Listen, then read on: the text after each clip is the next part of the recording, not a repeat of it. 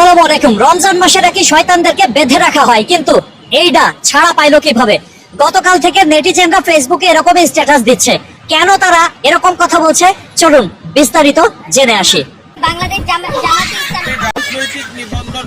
রুবাইয়াত ফাতেমা তরি ব্যবসায়ী হিসেবে যার পরিচিতি গড়ে উঠেছিল ফেসবুক লাইভের মাধ্যমে, কিন্তু হঠাৎ করেই তার মনে হলো রাজনীতির ময়দানে নামা দরকার। এই ময়দানে সবে পা দিয়েই তিনি এমন এক দাবি তুললেন জানিয়ে রীতিমতো শোরগোল পড়ে গেছে। জামায়াতে ইসলামের নিবন্ধন বাতিলের দাবি জানিয়ে এখন তিনি টক অব দ্য কান্ট্রি। এখন আবার নিজেকে দুধে ধোয়া তুলসী পাতা প্রমাণের চেষ্টা করছেন তিনি, যা এখন নেটিজেনদের হাসাহাসির কারণ। তাই প্রশ্ন উঠেছে, মানুষের কি সুখে থাকতে ভূতে কিলাই? ব্যবসাটা যখন ভালোই চলছিল তখন কি দরকার এসব বিতর্কে জড়িয়ে মানুষের গাড়ি খাওয়ার?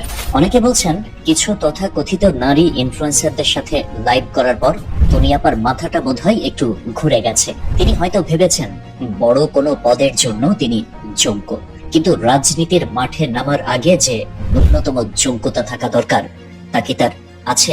নেটিজেনরা অভিযোগ করছেন ইংরেজি তো দূরের কথা, তিনি সংবিধান শব্দটাও ঠিকঠাক উচ্চারণ করতে পারছেন না। সংবিধান বলে হাস্যরসের জন্ম দেওয়া এই নারী যখন স্বাধীনতার দূত সাজেন, তখন সাধারণ মানুষের কাছে তা স্রেফ তামাশা ছাড়া আর কিছুই মনে হয় না। তনির ব্যক্তিগত জীবন নিয়েও কম আলোচনা নেই। একাধিক বিয়ে করা তনি যখন নারী স্বাধীনতা আর নারী জাগরণের কথা বলেন, তখন অনেকে প্রশ্ন তোলেন, আপনার আর কত স্বাধীনতা লাগবে বোন? প্রথম স্বামী, এরপর দ্বিতীয় জন। তাকে নিয়ে কম জল ঘোলা হয়নি, কারণ তার বয়স অনেক বেশি ছিল। এবং এখন বিদেশি স্বামী। এই সব পালা বদলের মাঝেও কি তার স্বাধীনতা পূর্ণতা পায়নি? বিয়ের মতো একটা পবিত্র কাজকে এই শ্রেণীর মানুষরা এখন তামাশার পর্যায়ে নিয়ে গেছেন। পারিবারিক শাসনের অভাব নাকি স্রেফ প্রচারের নেশা, কোনটা তাকে এই পথে নামালো? সেটাই এখন বড় প্রশ্ন। সে যাই হোক, নেটিজেনরা তার কাপড় ব্যবসার পেজ সানফিজ বাই তনি সেটা বয়কট করা শুরু করে দিয়েছে। অনেকে অর্ডার ক্যান্সেল করছে, তার দোকান থেকে আর জিনিসপত্র কিনছে না। তনি নিজের মুখেই বলেছিলেন তার 14 গোষ্ঠী আওয়ামী লীগ। গত নির্বাচনেও তিনি আওয়ামী লীগের জন্য ভোট চেয়েছিলেন। সেই তনি এখন গিরগিটির মতো রং বদলে বিএনপিকে তেল দিতে ব্যস্ত। মানে 360 ডিগ্রি ঘুরে গেছে মুহূর্তের মধ্যে। আসলে এ ধরনের মানুষদের কোনো নির্দিষ্ট আদর্শ নেই। এরা যখন যাকে ক্ষমতায় দেখে বা যে দলের পাল্লা ভারী মনে করে তাকেই তোষামোদ করতে শুরু করে। কয়েক মাস আগেই ভোক্তা অধিকার থেকে তার দোকানে জরিমানা করা হয়েছিল, অথচ আজ তিনি সমাজের নীতি নৈতিকতা নিয়ে জ্ঞান দিচ্ছেন। বাজারে গুঞ্জন আছে তনি নাকি দেশ ছেড়ে পালানোর পাঁয়তারা করছেন।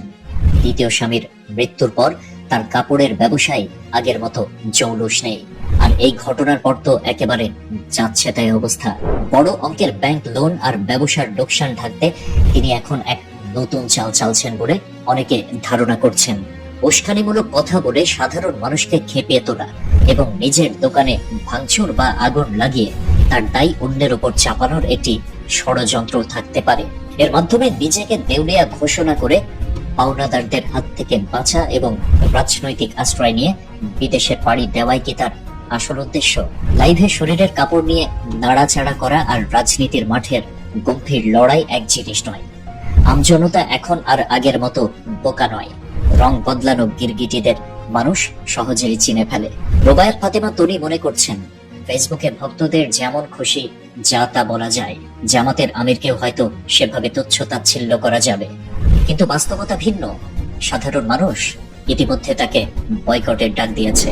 সময় থাকতে সংযত না হলে এই পতন হয়তো ঠেকানো কঠিন হবে। আল্লাহ হাফেজ।